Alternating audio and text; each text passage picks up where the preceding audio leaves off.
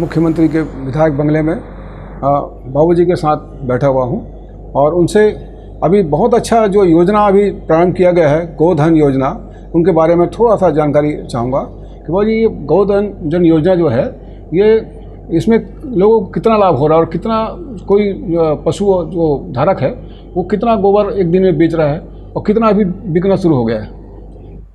ये गोधन योजना बहुत अच्छी योजना है जी बशर्ते क्या इसका पालन ईमानदारी से हो।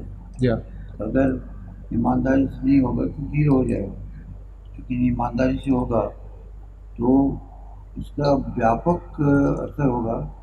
वो असर ये है कि रासायनिक खाद से हमको मुक्ति मिलेगी जी और विदेश में खास करके अरब देश है, यूरोप है और रूस है, ये तमाम जो देश हैं जी वो ये चाहते हैं कि रासायनिक खाद के बगैर जो पैदा हुआ है उसको उपयोग करना चाहते हैं।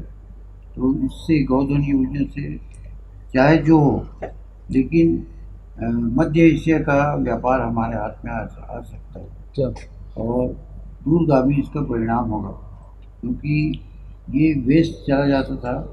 खास करके जब जानवर खुले में रहते थे उसका कोई देख रेख नहीं होता था। जी और गोबर योजना से भूपेश बघेल ने जो बहुत बड़ा काम किया जी वो ये है कि गोबर खाद के रूप में खेत में जाएगा, इकट्ठा हो जाएगा। एक एक गोबर एक एक गाय के गोबर को इकट्ठा किया जाएगा और उसका दुरुपयोग जो बांधे हैं बहुत अच्छा है।